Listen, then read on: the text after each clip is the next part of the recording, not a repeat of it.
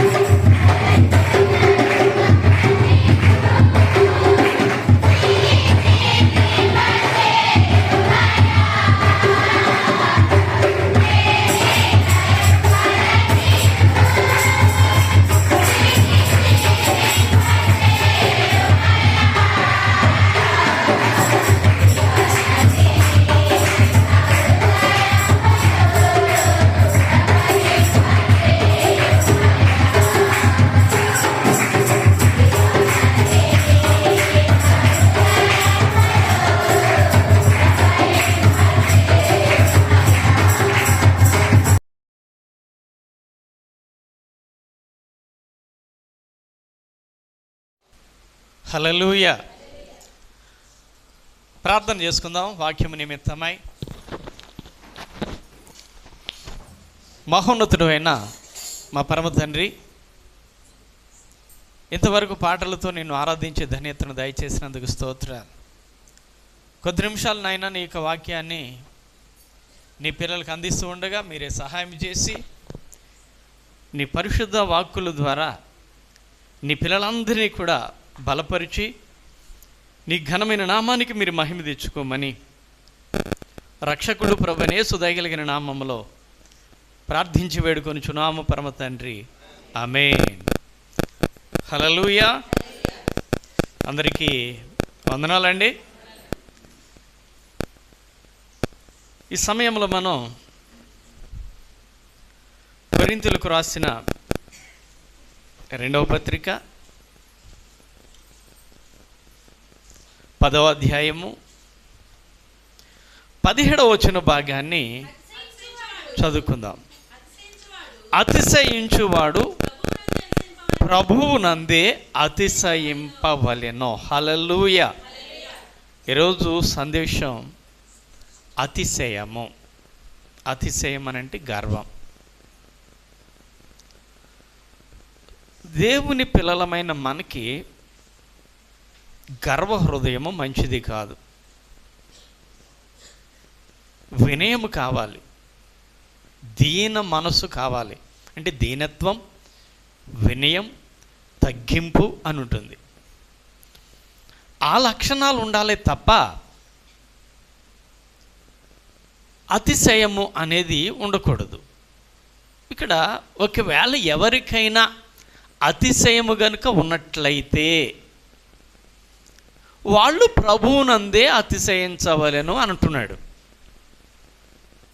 ఏమండి, సాధారణంగా ఈ అతిశయం అనేది ఎప్పుడు వస్తుంది, మనిషికి ఎలా వస్తుంది అనే దాన్ని ఒకసారి మనం పరిశీలన చేసినట్లయితే దైవ విరోధైన అపవాదినే మనం జ్ఞాపకం చేసుకోవాలి.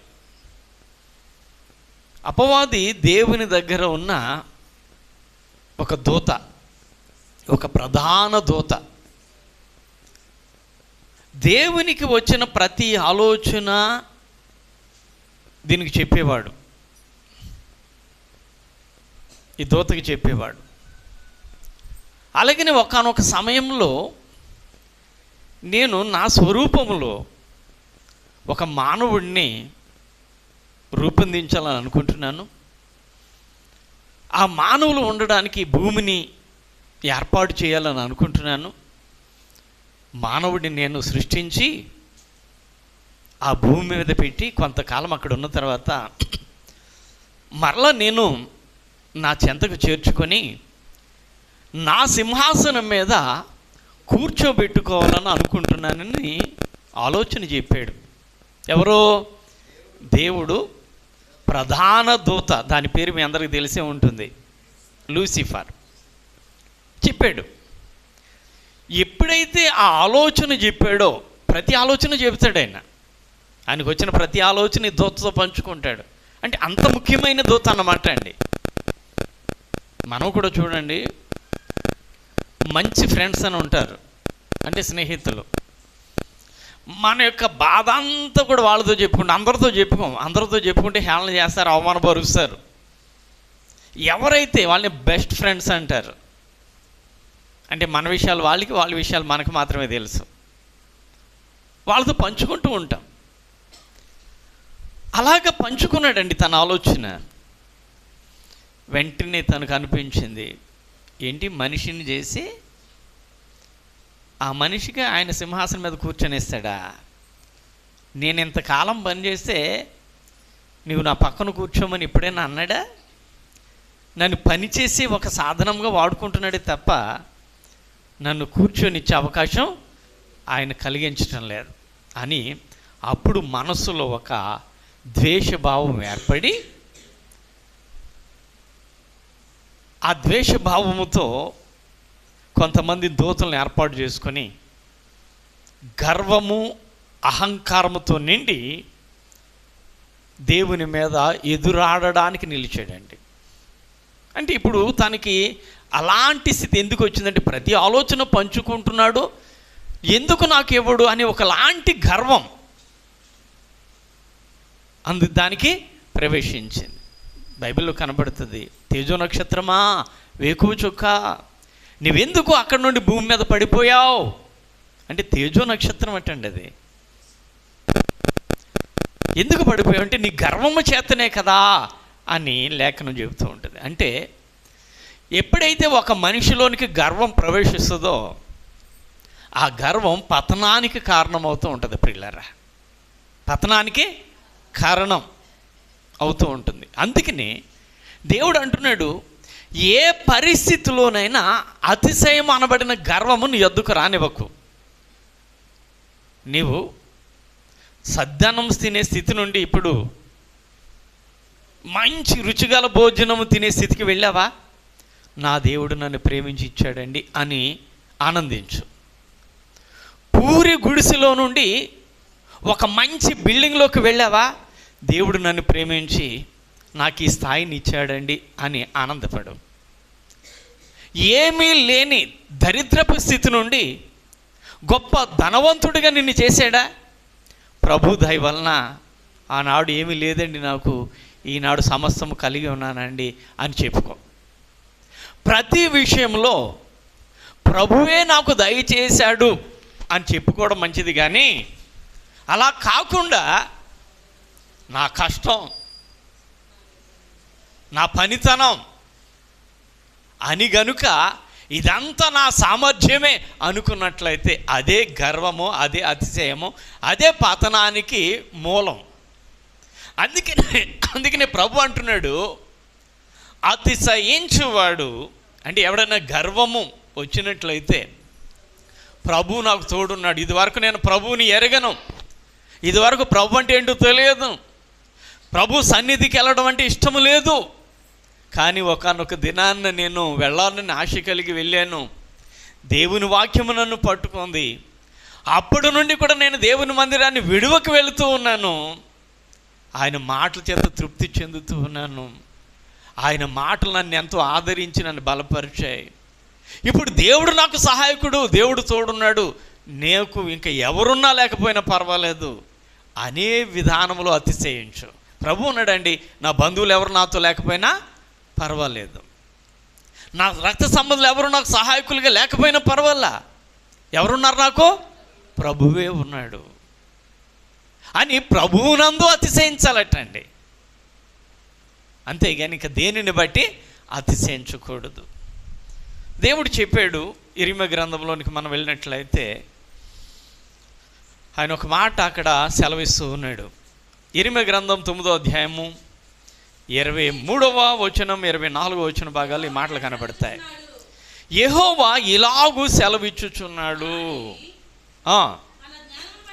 జ్ఞాని తన జ్ఞానమును బట్టి, శూరుడు తన శౌర్యమును బట్టి అతిశయింపకూడదు, ఐశ్వర్యవంతుడు తన ఐశ్వర్యమును బట్టి అతిశయింపకూడదు.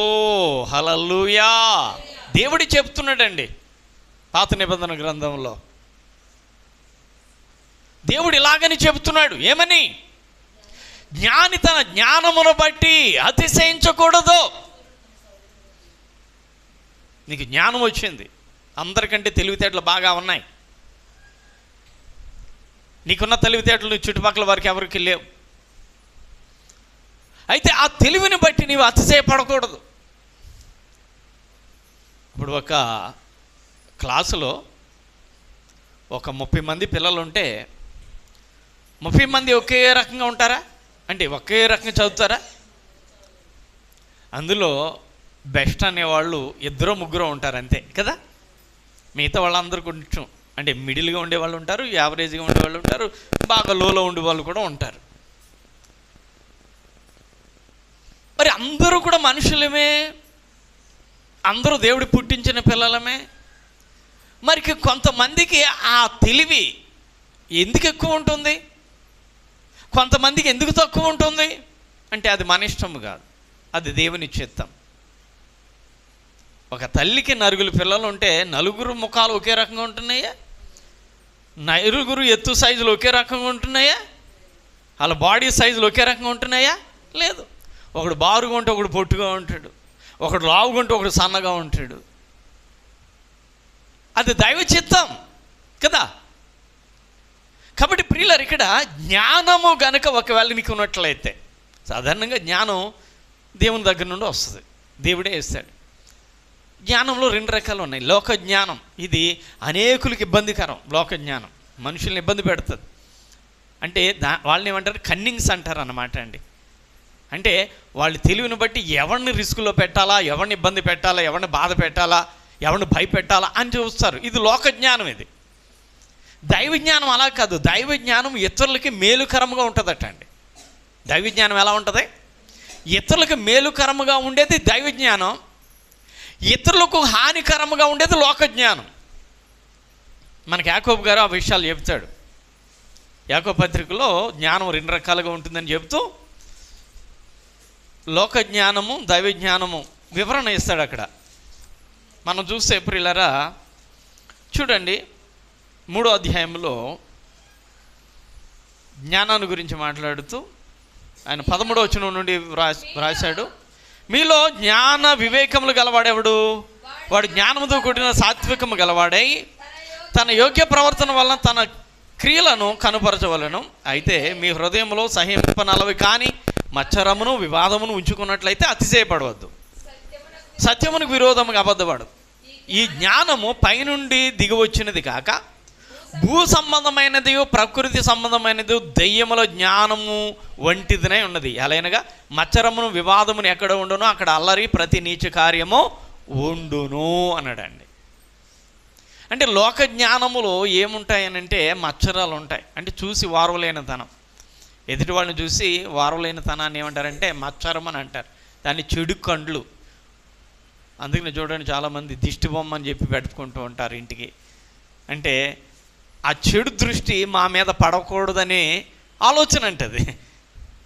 ఈ చెడు దృష్టి కలిగితే ఏమన్నా జరుగుతుందంటే ఆ జరుగుతుంది. ఎందుకంటే వాళ్ళు ఏంట్రా వీడిలో ఉన్నాడు అంటే మనం బొమ్మ పెట్టుకున్నంత మాత్రం చేత పోతుందని కాదు, కానీ వాళ్ళకున్న చెడు దృష్టి ఏం చేద్దంటే వాళ్ళు నాశనాన్ని కోరుతూ ఉంటుంది. ఎవరైతే బాగుపడుతున్నారో, ఎవరైతే క్షేమంగా ఉన్నారో వాళ్ళ మీద వీళ్ళు దృష్టి పెడితే వీడు ఎప్పుడు నాశనం అయిపోతాడా, వీడు ఎప్పుడు పతనం అయిపోతాడా, ఆ పతనాన్ని చూసి ఆనందించాలనుకుంటారు. అది చెడు దృష్టి. దాన్ని మచ్చరం అని అన్నాడు బైబిల్లో. ఏమండి, ఎప్పుడైతే మచ్చరం ఉంటుందో అక్కడ వివాదం కూడా ఉంటుందటండి. ప్రతి అల్లరి నీచమైన కార్యాలు ఉంటాయి. ఇది లోక జ్ఞానం. చూసారా, జ్ఞానాల్లో 2 రకాలు. కొంతమంది లోక జ్ఞానాన్ని బట్టి అతిశయిస్తారు. నాకేంటి, నేనేం చేసినా సరిపోతుంది అంటారు. అది లోక జ్ఞానం. దైవ జ్ఞానం అయితే పైనుండి వచ్చు జ్ఞానం మొట్టమొదటి పవిత్రమైనది, పవిత్రత. తర్వాత సమాధానకరమైనది, మృదువైనది, సులభంగా లోబడినది, కనికరముతోను మంచి ఫలములతోను నిండుకొన్నది, పక్షపాతమైన వేషధారణ లేనిదినై ఉన్నది. దీనికి పక్షపాతం ఉండదు, వేషధారణ ఉండదు. పవిత్రమైన జ్ఞానం ఇది ఇతరులకి ఎలా మేలు చేయాలా అని ఆలోచిస్తుంది. ఇప్పుడు మనం జ్ఞానాన్ని కలిగి ఉన్నప్పుడు లోక జ్ఞానం అయితే ఎలా ఉంటుంది, దైవ జ్ఞానం ఎలా ఉంటుందని బైబిల్ చెప్పిందండి. ఈ రెండిట్లో ఏ జ్ఞానం ఉండాలి మనకి? దైవ జ్ఞానం ఉండాలి. లోక జ్ఞానం అయితే ఎందుకు, మనం నాశనం అయిపోతాం. దైవ జ్ఞానం అయితే మనకు మేలు. దేవుడు చెప్పాడు కదండి ఎఫెసీ పత్రికలో, దినములు చెడ్డవి కనుక అజ్ఞానం వల్ల కాక జ్ఞానం వల్ల నడుచుకోండి అన్నాడు. అంటే దైవ జ్ఞానం కలిగి నడుచుకోండి.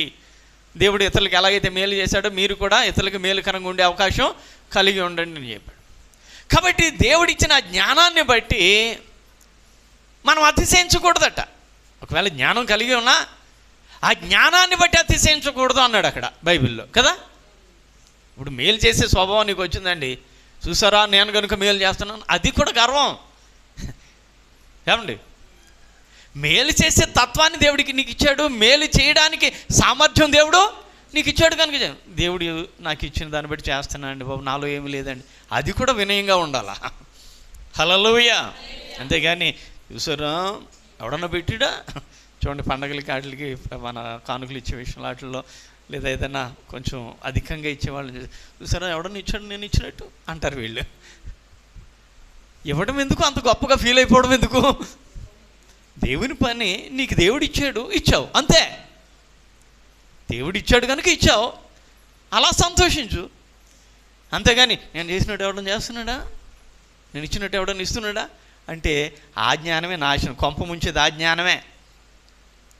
కాబట్టి అలాగ నీవు ఇతరులకి నీకు ఇచ్చిన జ్ఞానాన్ని బట్టి మేలు చేసినప్పుడు అతిశయించకు. నాకు ఇచ్చాడు కనుక వాళ్ళు పాపం ఇబ్బందులు ఉన్నారు కనుక సహాయం చేశానండి, అది సంతోషపడాలాగా తగ్గించుకో. కాబట్టి దేవుడు అంటున్నాడు జ్ఞానం తెచ్చుకో, జ్ఞానం కలిగి ఉండు, అయితే జ్ఞానాన్ని బట్టి అతిశయించుకో, జ్ఞానాన్ని బట్టి అతిశయించకూడదు అన్నాడండి. సరే, మరొక లక్షణం అక్కడ, శూరుడు తన శౌర్యమును బట్టి అతిశయించకూడదు అన్నాడు. శూరుడు అంటే బలాఢ్యుడు అని అంటాం. అయితే దానికి పర్యాయ పదం ఏమని చెప్పాడంటే ధైర్యవంతుడు, పరాక్రమవంతుడు అని చెప్పాడు. డిక్షనరీలో శూరుడు అనే పదానికి ధైర్యవంతుడు అని చెప్పాడు. సాధారణంగా ధైర్యం ఎప్పుడు వస్తుంది ఒక వ్యక్తికి? ఏ విషయంలోనైనా ధైర్యం ఎప్పుడు వస్తుంది? ఏమా ధైర్యం ఎప్పుడు వస్తుంది? నాకేంటి, నా జనం ఉన్నారు అనుకున్నప్పుడు ధైర్యంగా ఉంటాడు. అవునా? నా మీద ఈగ వాళ్తే నా వాళ్ళు వచ్చేస్తారు అనుకున్నప్పుడు ఎలా ఉంటాడు? ధైర్యంగా ఉంటాడు. దాన్నే మనం ఏంటంటే బలవంతుడు. బంధుబలం కావచ్చు, మరొక బలం కావచ్చు. ఇక్కడ ధైర్యవంతుడుగా ఉన్నవాడు తనకిచ్చిన ధైర్యాన్ని బట్టి అతిశయించకూడదు. దాన్ని ఏమన్నాడంటే శూరుడు తన శౌర్యమును బట్టి అతిశయించకూడదు. నువ్వు అలాగా ప్రతి పని ధైర్యంగా చేయడానికి కారకులు ఎవరు?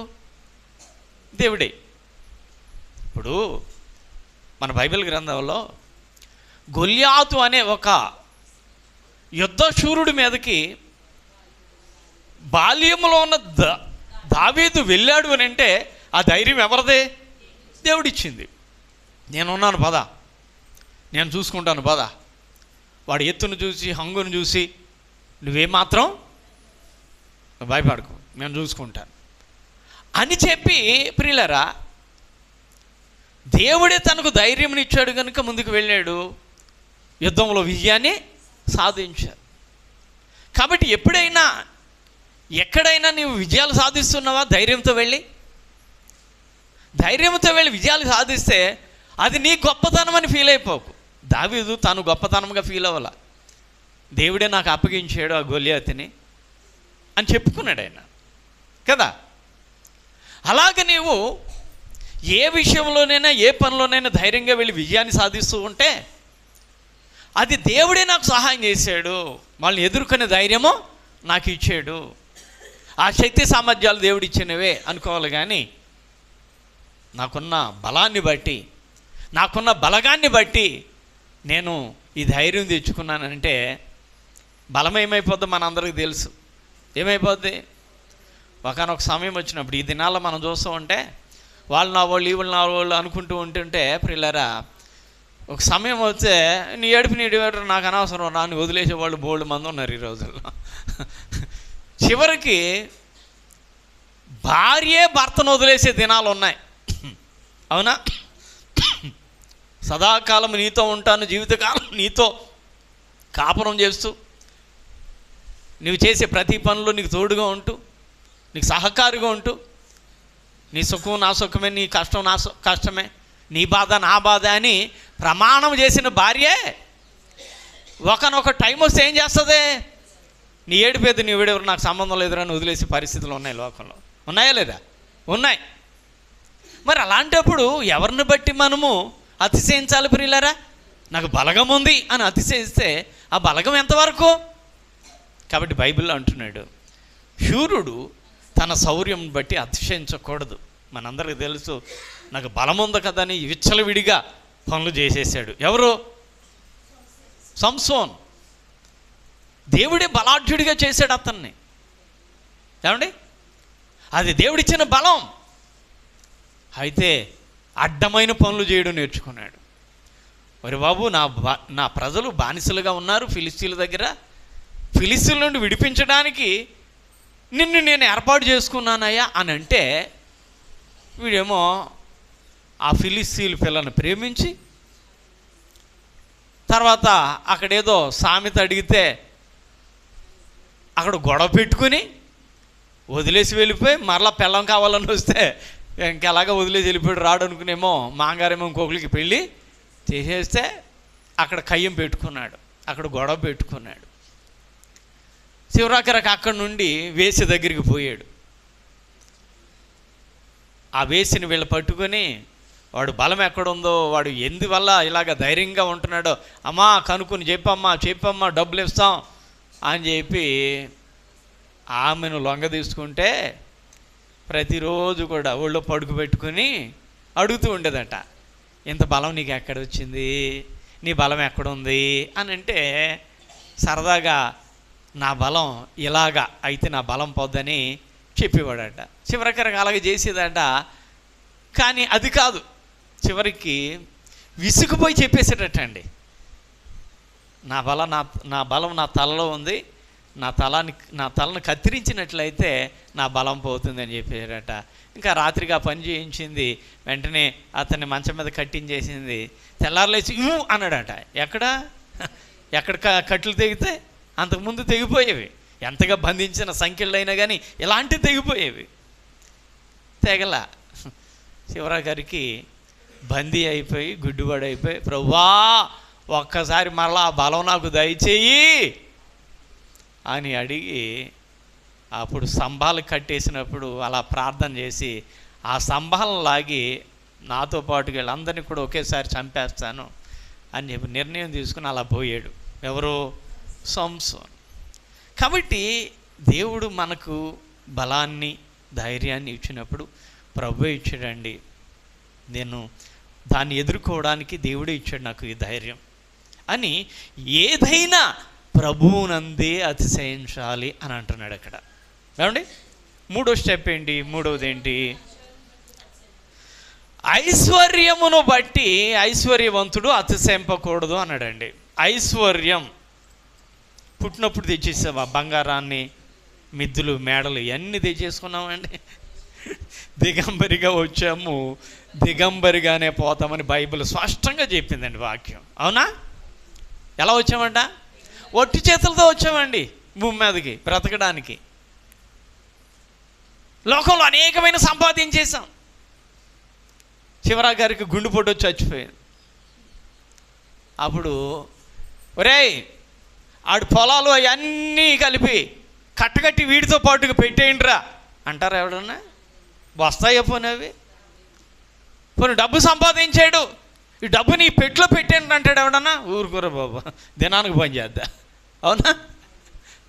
డబ్బు పెట్లో పెట్టామంటారు ఇట్రా వాటితో పాటు,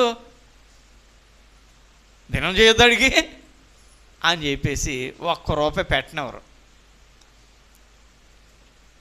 పెట్టనేస్తారా? రూపాయి అయితే పెట్టనేస్తారులేండి. వెళ్ళేటప్పుడు ధనవదులు చచ్చిపోతే చిల్లర రూపాయలు తీసుకుని ఇసురుతున్నారు కదా, వేస్తున్నారా? అలాగో కొన్ని రూపాయలు విసురుతారే మా ఎత్తలకు దొరికితే పాపం ఆ సిగరెట్లు బీడీలు తాగే వాళ్ళు ఏరుకుని పాపం వాటిని తీసుకుంటూ ఉంటారు, మిగతా వాళ్ళు తీసుకోరు పెద్దగా. అలా కొన్ని చిల్లర డబ్బులు వేస్తారేమో తీసుకెళ్తూ ఉన్నప్పుడు, నీ కూడా ఏమీ రాదు. నేను దిగంబరిగా వచ్చి తిని మరలా దిగంబరిగానే వెళ్ళిపోతాను అని అన్నాడు భక్తుడు. ఎవడు కూడా ఏమి చేత పట్టుకుపోడు అని అన్నాడు బైబిల్లో. అవునా? ఎవరు కూడా ఏం చేయరట? ఏది కూడా చేత పట్టుకుపోరట అండి. ఏం పట్టుకెళ్ళేది లేదు. ఉన్నంత వరకు కూడా మనం చక్కగా తిని,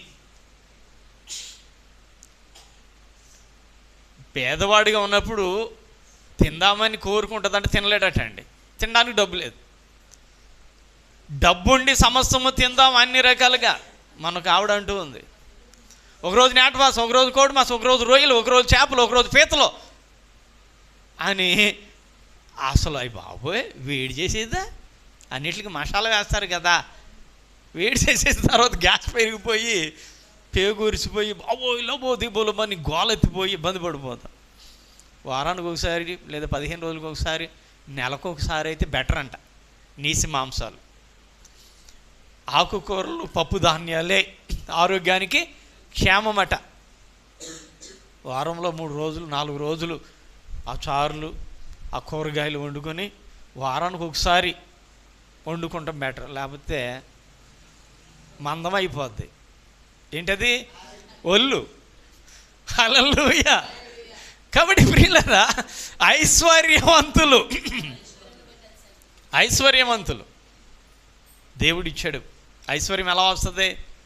దేవుడిచ్చిన జ్ఞానాన్ని బట్టి, దేవుడిచ్చిన బలాన్ని బట్టి, మనం చేసుకున్న పనిని బట్టి ఐశ్వర్యంలో ఉంటూ ఉంటారు. బైబిల్ ఏముంది? నరులు కష్టం చేత ఐశ్వర్యం రాదు, యెహోవా ఆశీర్వాదమే ఐశ్వర్యం ఇచ్చును అని అన్నాడు బైబిల్లో. అంటే నిన్ను ఆశీర్వదించాడు.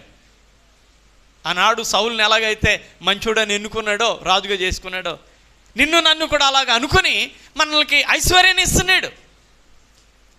అది మనం ఏదో కష్టం చేస్తే వచ్చేది కాదు, చాలామంది కష్టపడుతూ ఉన్నారు. ఇప్పుడు చూడండి, రొయ్యల చెరువులు వచ్చినాయి. 10 మంది పోతే ఒకడు బాగుపడుతున్నారు. చుట్టుపక్కల 10 మంది పోతున్నారు, ఎవరో ఒకరు కాసేసి 30 కౌంట్ అండి, 25 కౌంట్ అండి అంటున్నారు. అంటే అందరికీ రాదే. ఒకవేళ వాతావరణ సమస్య అంటే అందరికీ ఒకే రకంగా ఉండాలి కదా. కానీ మధ్యలో ఎందుకు ఆగింది? వాళ్ళందరి మధ్యలో ఒకటి ఆగింది ప్రియులారా. కారణం, ఆ వ్యక్తిని ప్రేమించి దేవుడు ఆ వ్యక్తికి ఐశ్వర్యాన్ని ఇస్తున్నాడు. అలాగే దేవుడు తన యొక్క విధానంలో ఎవరికి ఇవ్వాలో వారికి ఇస్తూ ఉంటాడు ఐశ్వర్యాన్ని. అందరికీ ఐశ్వర్యవంతులు కాలేరు. ఆ రీతిగా నీవు ఐశ్వర్యాన్ని సంపాదించుకున్న తర్వాత నీకున్న ఐశ్వర్యాన్ని బట్టి అతిశయించకూడదు. అందరూ నష్టపోయారండి, నేను ఒక్కడనే మేలు పొందానండి, దేవుడు నన్ను కాపాడాడండి అని చెప్పుకోవాలా, అంతేనా? అలాగా ప్రభువునందు అతిశయించాలి. కానీ సాధారణంగా డబ్బు వచ్చిన తర్వాత కళ్ళు నెత్తి మీదకి ఎక్కిపోతాయంటండి. ఎక్కిపోతాయంటవా? చూడండి, బైబిల్ అన్నాడు చూడండి, ధనవంతుడు అయినవాడు గర్విష్ఠుడు కాక అని అంటాడు కదమ్మా. ఎరా, ధనవంతులైన వారు గర్విష్ఠులు కాక అని ఉంటుంది కదా. అంటే సాధారణంగా గర్వం వచ్చేది అని అర్థం. 1 తిమోతి పత్రిక 6వ అధ్యాయం 17వ భాగం, పౌలు గారు రాసిన తిమోతి పత్రిక 1 తిమోతి 6వ అధ్యాయం 17వ. ఇహమందు ధనవంతులైన వారు అంటే సాధారణంగా ధనవంతులైన తర్వాత ఏమొచ్చేది? గర్వం అనేది రావడం సహజం అన్నమాట అండి. అది గర్వం రావడం సహజం. పాస్టర్ గారు రమ్మని ఇంటికి ప్రార్థన చేసి వెళ్తాడు అంటాడు. ఎందుకని? తను పాపం ఎక్కువ కానుకేస్తాడు కనుక పాస్టర్ గారు దానికి లోబడిపోయి పరిగెట్టాలన్నమాట. కుక్క టైపులో వెళ్ళిపోవాలి. కొంతమంది అలాగే పాపం లోబడే వాళ్ళు ఉంటారు. ఎవరో కొంతమంది వాడు ఇవ్వాలనుకుంటే గుడికి వచ్చేవాళ్ళే, లేకపోతే నమ్రతగా పిలవాలి, అంతేగాని వాడు రమ్మంటే మనం వెళ్తామా? వాడు ఎంత ఇస్తే మట్టు కానీ వెళ్ళకుండా లోబడకుండా ఉండేవాళ్ళు ఉంటారు. దాన్ని చూసి పరుగులు ఎట్టేవాళ్ళు కూడా ఉంటూ ఉంటారు, మనం చూస్తూ ఉంటాం. ఇక్కడ ధనవంతులైన వారు గర్విష్ఠులు కాక అన్నాడు. గర్విష్ఠులు అవ్వద్దు అంటే సాధారణ గర్విష్ఠులు అయిపోతారని అర్థం, అంతేనా? గర్విష్ఠులు కాక అస్థిరమైన ధనమునందు నమ్మిక ఉంచక అన్నాడు. అస్థిరము. ఇప్పుడు ఇక్కడ 100 రూపాయల నోటు ఉంది. ఈ 100 రూపాయల నోటు మీద ఒక నంబర్ ఉంది, ISGA 074301 అని ఉంది. ఈ నెంబరు ఇప్పుడు నేను నోట్ చేసుకొని ఇది నాది అని నేను తీసుకుంటాను, పెట్లో పెట్టుకుంటాను. ఇంటికి వెళ్ళాక తర్వాత నాకు ఏదో అవసరం వస్తుంది, తీస్తాను, కొట్టుకాడికి పట్టుకెళ్తాను. అంటే ఎన్ని రోజులు ఉంది నా దగ్గర? కొద్ది రోజులు ఉంది. తర్వాత ఏమైంది? నా దగ్గర లేకుండా ఇంకోళ్ళ దగ్గరికి వెళ్ళిపోయాను. ఎంతమంది దగ్గరికి తిరిగి వస్తుందో స్థిరంగా ఉంటుందా? ఏమా ఈ నోటు స్థిరమా? కాబట్టి ఇది అస్థిరము, స్థిరము కానిది. ధనము స్థిరము కానిది అంటూ ఉంటారు ఒక నానుడి. ఎడ్లే బళ్ళు, బళ్ళే ఎడ్లే, అంతేనా? వాళ్ళే బళ్ళు, సారీ క్షమించాలి, వాళ్ళే బళ్ళు, బళ్ళే వాళ్ళు అవుతాయంట. ఒక్కోసారి బండి ఉన్నవాడు వాడ సంపాదించుకుంటాడు, వాడ ఉన్నవాడు బండి. అంటే ఈ యొక్క కాలచక్రములో ప్రియులారా దరిద్రులు ధనవంతులుగాను, ధనవంతులు దరిద్రులుగాను మారిపోతారు. మా పితరులకి కొన్ని ఎకరాలు ఉండేవట అండి. ఈరోజు నాకు ఏ సెంటు భూమి కూడా లేదండి అని వాళ్ళని చూసాం. మా పితరులకి ఏమీ లేదండి, ఈ రోజున మేము బోర్డు సంపాదించామని వాళ్ళని చూసాం. అవునా కదా? లోకంలో చూస్తూ ఉంటాం. అంటే ఈ కాలచక్రంలో ప్రియులారా ఉన్నవాడు లేనట్టుగా, లేనివాడు ఉన్నట్టుగా అవుతూ ఉంటాడు. అదంతే. ఒకవేళ నువ్వు లేని స్థితి నుండి ఉన్నతమైన స్థితికి వచ్చావా, గర్వం అనేది రాకుండా జాగ్రత్త పడు. అదంటున్నాడు ఇక్కడ. గర్విష్ఠులు కాక అస్థిరమైన ధనమందు, స్థిరమైనది కాదది, స్థిరము కాదు. లక్ష్మీ చాంచల్యం అని చెప్పి ఒక నాండిటేలు పాఠం నేను చదువుకునేటప్పుడు, ఇంటర్మీడియట్ చదువుకునేటప్పుడు మాస్టర్ చెప్పారండి. లక్ష్మీ చాంచల్యం. లక్ష్మి అంటే ఏంటి? లక్ష్మి అంటే చాంచల్యం అంటే చంచలత్వం అని అర్థం. చంచలత్వం అంటే అటు ఇటు ఇటు అటు తిరిగేది అని అర్థం. చాలా భయంకరమైన వర్ణన చేశారండి ఆ నాన్ డీటెయిల్లో, చాలా భయంకరమైన వర్ణన. కాబట్టి ప్రియులారా, ఇక్కడ మనం గమనించేది స్థిరము కాదు. ఒకప్పుడు నేను లేని స్థితిలో ఉన్నాను, ఇప్పుడు ఉన్న స్థితిలో ఉన్నాను, దేవుడు నన్ను ప్రేమించాడు అంతే తప్ప ఈ స్థితి నాకు ఎప్పుడు ఉంటుందని నేను అనుకోవడానికి అవకాశం లేదు. డబ్బు సంపాదించారు, అనారోగ్యం వచ్చింది, ప్రాణాపాయ పరిస్థితిలో ఉంటే ఈ రోజున వైద్యులు రోజుకి ₹1,00,000 అవ చేస్తున్నారు. అవునా? గంటకే పరీక్షలు, గంటకే మందులు, ఐసీయూలోకి వెళ్ళటమే తరువాయి. ఎంత డబ్బు అవుతుందో, చివరికి బ్రతికొస్తారో లేదో కూడా తెలియదు, కొన్ని లక్షల రూపాయలు అవ చేసుకుంటారు. ఒకవేళ అవుట్ అయిపోయారు అనుకోండి, శవం ఇవ్వాలంటే ₹1,00,000 కట్టండి అంటారు. మరలా నీవు ఇంత డబ్బు ఖర్చు పెట్టారు తీసుకుపోండి అంటారా? లేదు, మరలా డబ్బు కట్టాల్సిందే. కాబట్టి ప్రియులారా, ఎంత సంపాదించిన నీది కాదు, అది స్థిరమైనది కాదు, స్థిరము లేనిది. కాబట్టి అస్థిరమైన ధనమునందు నమ్మకం ఉంచొద్దు అంటున్నాడు ఇక్కడ. ఏమంటున్నాడు? అస్థిరమైనది, దాని మీద నమ్మకం పెట్టుకోవద్దు. నమ్మకం ఉంచకుండా సుఖముగా అనుభవించుటకు సమస్తమును మనకు ధారాళముగా దయచేయు దేవుని యందే నమ్మకం ఉంచండని ఆజ్ఞాపించు అంటున్నాడండి ఇక్కడ. చూసారా? సుఖముగా అనుభవించాలి. అన్నీ ఉన్నాయి, తినడానికి నోరు ఇవ్వలేదంటే నోరు ఉంటుందండి. బీపీ, షుగరు ఇవన్నీ ఉంటే, బీపీ ఉంటేనేమో ఉప్పు కారం తక్కువగా వాడాలి, షుగర్ ఉంటేనేమో ఏం తిన్నా ఇంతే తినాలా, ఎక్కువ తినడానికి లేదు. అన్నీ ఉన్నాయి తినడానికి, కానీ నోరు ఇవ్వలేదు దేవుడు. ప్రసంగిలో అంటాడు ఆ మాట, వదిలేండి ప్రస్తుతం వదిలే, ప్రసంగి గ్రంథంలో ఆ మాట చెప్తాడు. దేవుడు సమస్తమునిచ్చాడు, కానీ అనుభవించడానికి శక్తిని ఇవ్వలేదు. ఇది వ్యర్థమే అని నేను అనుకుంటున్నాను అంటాడు. నిజమే కదా, అన్నీ ఇచ్చి అనుభవించే అవకాశం లేనప్పుడు ఎందుకు ఇంకా అది, తాను అనుభవించలేనప్పుడు ఎందుకు అది కూడా వ్యర్థమే. కాబట్టి దాని మీద నమ్మకం ఉంచి చెడిపోవద్దు. అందుకని దేవుడు అంటున్నాడు, ఐశ్వర్యవంతుడు ఎవడైనా ఐశ్వర్యవంతుడు అయ్యాడా ఈ లోకంలో? తను కష్టపడి పని చేసుకుని దేవుని సహాయం ద్వారా, దేవుడిచ్చిన జ్ఞానాన్ని బట్టి, దేవుడిచ్చిన బలాన్ని బట్టి, దేవుడిచ్చిన పనిని బట్టి ఐశ్వర్యుడు అంతడే. ఐశ్వర్యమును బట్టి అతిశయించుకో. మరి ఎవరిని బట్టి అతిశయించాలి?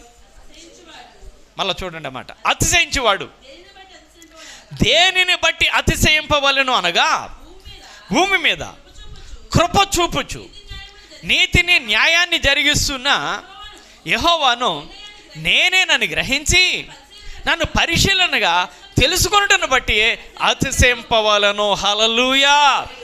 నీకు అతిశయం నీకు ఎలా రావాలో తెలుసా? నీవే రీతిగా నీవు గర్వంతో ఉండాలో తెలుసా? భూమి మీద కృప చూపుచు, మానవులందరి మీద దేవుడు కృపను చూపుతూ ఉన్నాడట అండి. కృప చూపుచు నీతిని న్యాయాన్ని జరిగిస్తున్న యెహోవాను నేనే. నా దేవుడు నీతిని న్యాయాన్ని జరిగిస్తున్నాడు అని ఆ దేవుని విధానాలను బట్టి అతిశయించాలట అండి. అంటే టోటల్గా దేవునిని బట్టి అతిశయించాలి. నా దేవుడు ఎలాంటి వాడు, నేను నా దేవుని యందు ఉన్నాను కనుక నాకు ఈ స్థితిని ఇచ్చాడు. మనందరికీ తెలుసు, దావీదు ఆ మాట అంటాడు, నేను ఎంతటి వాడనయ్యా నేను ఈ స్థితిలో ఉండడానికి, నా తండ్రి దృష్టిలో నేను ఎన్నిక లేదు. అవును కదా, సమూయేలు వెళ్ళినప్పుడు దేవుడు అభిషేకించమన్నాడు, నీ బిడ్డను రాజుగా అని అంటే పెద్దవాడిని తీసుకొచ్చాడు, వీడిని కాదంటే రెండో వాడిని తీసుకొచ్చాడు, అలాగా మొత్తం కలిగిన ఆ యొక్క పిల్లలందరినీ కూడా తీసుకొచ్చాడు. వీడి కాదు అని దేవుడు అంటుంటే, వీళ్ళైనా ఇంకెవరైనా ఉన్నారా అని ఆ సేవకుడు అడిగేటంత వరకు కూడా మరొకడు ఉన్నాడు అనే మాట చెప్పలేదు. ఎందుకంటే అప్పటికి చిన్న వయసులో ఉన్నాడు, వాడు ఫలానా గొర్రెలు కాచుకుంటూ ఉన్నాడు ఆ వ్యక్తి. కాబట్టి ఆ తండ్రి దృష్టిలో ఒకవేళ చిన్నవాడిగా ఉన్న నా కుమారుడిని దేవుడు ఒకవేళ ఏర్పాటు చేసుకున్నాడేమో అనుకోలేదు. ఇక అక్కడ తృణీకరింపబడ్డాడు, ఎన్నిక లేనివాడిగా ఉన్నాడు. అలాంటి వాడిని తీసుకొచ్చి రాజు సింహాసనం మీద కూర్చోబెట్టాడు దేవుడు.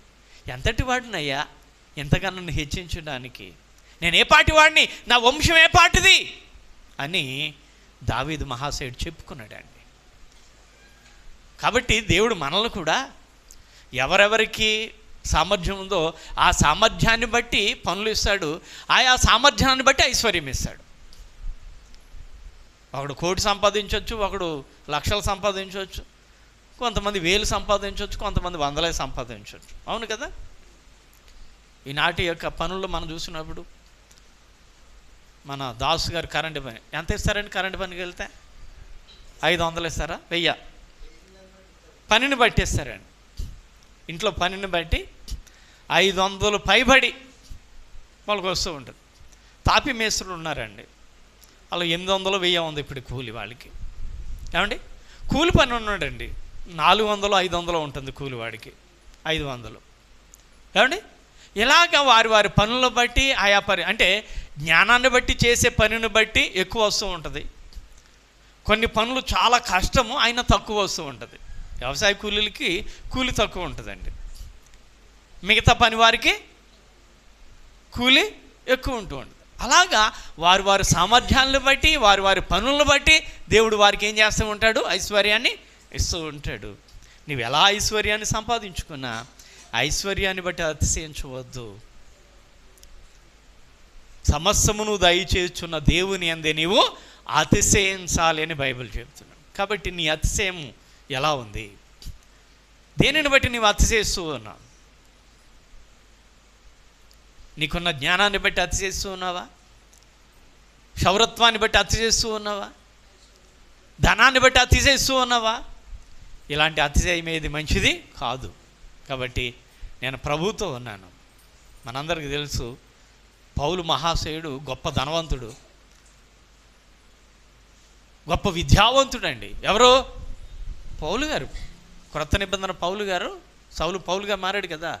ఆయన ధనవంతుడు, విద్యావంతుడు. యేసుక్రీస్తు కొరకు సమస్తాన్ని విడిచిపెట్టేసేటండి, పెంటగా ఎంచుకుని అని ఉంది బైబిల్లో. ఏ రీతిగా నేను క్రీస్తును సంపాదించుకొని ఆయన కొరకు నాకున్న సమస్తాన్ని నేను పెంటగా ఎంచుచున్నాను అంటున్నాడు. అంటే ఇప్పుడు ఏది గొప్ప అంటే ఈ లోకములో ఏమండి ఆయన కలిగిన ఐశ్వర్యము కానీ ఆయన చదువు కానీ ఇది గొప్పగా ఎంచటం లేదు. మరి దేన్ని గొప్పగా ఎంచుకున్నాడు? ప్రభువుని. ప్రభువు నాకు ఉంటే చాలు, నేను ప్రభుతో ఉంటే చాలు, అదే గొప్ప ఐశ్వర్యము నాకు అని అనుకుంటున్నాడు. అందుకని అంటున్నాడు, ఎవడైనా అతిశయించగోరితే ప్రభువును బట్టే. దేవుడు నాకున్నాడండి, దేవుడు నాకు సహాయకుడు అండి, ఆ దేవుని యందు ఉన్నాను, దేవుడు నాకు తోడై ఉన్నాడు, ప్రతి విషయంలో కూడా దేవుడు నాకు సహాయం చేస్తాడని ఆ దేవుని యందు అతిశయించండి తప్ప ఇంకా లోకంలో దేనిని బట్టి అతిశయించడం మంచిది కాదు అని బైబిల్ మనకు చెబుతోంది. కాబట్టి ఈ మాటలు బట్టి మీరు ఆలోచించండి, మీరు దేనిని బట్టి అతిశయిస్తున్నారు? దేనిని బట్టి మీరు ముందుకు వెళ్తూ ఉన్నారు? ఈ లోక అతిశయం అంతా కూడా దేవుని దృష్టిలో సరైనది కాదు. కాబట్టి ప్రభువునందే మనం అందరం కూడా అతిశయిస్తూ ప్రభువునందు ఆనందిస్తూ ప్రభు ప్రేమలో ముందుకు సాగిపోయేవారుగా ఉండాలని ఉంటారు అని కోరుతూ ఇంతటిది మాటలు ముగిస్తూ ఉన్నాను. ప్రార్థన చేద్దాం. మహోన్నతుడైన తండ్రి, దయగలిగిన దేవ, కొద్ది నిమిషాలు నీ పిల్లలైన వీరికి ఈ వాక్యాన్ని ప్రకటన చేశాను. అతిశయించువాడు ప్రభువునందే అతిశయించాలి కానీ జ్ఞానాన్ని బట్టి కానీ శౌర్యాన్ని బట్టి కానీ ఐశ్వర్యాన్ని బట్టి కానీ అతిశయించకూడదని మీరు లేఖనాల్లో చెప్పిన మాటలు జ్ఞాపకం చేస్తూ నీ పిల్లలకు కొన్ని మాటలు వివరించాను. విన్నారు, విని వాక్యం హృదయంలో ఉంచండి నాయన. ఈ లోక తలంపులతో ఉన్న ఎలాంటి అతిశయమైన వారు దానికి దూరంగా ఉండి నీ మాటల చేతనే వాళ్ళు బలపరచబడి అతిశయిస్తూ ముందుకు సాగిపోయే పిల్లలుగా చేయమని అడుగుతూ ఈరోజు ప్రత్యేక ఆరాధన ఏర్పాటు చేసుకున్న విజయ్ గ్రేస్ గారి కుటుంబాన్ని, ఎలీషారావు గారి కుటుంబాలను జ్ఞాపకం చేసుకుని ఆ కుటుంబాలను దీవించి ఆ కుటుంబాలకు కావాల్సిన ఈవులు ఇచ్చి నీ కృపాక్షమతో బలపరిచి నడిపించమని రక్షకుడైన యేసు నామములో అడుగుచున్నాను తండ్రి. ఆమేన్. అందరికీ వందనాలు.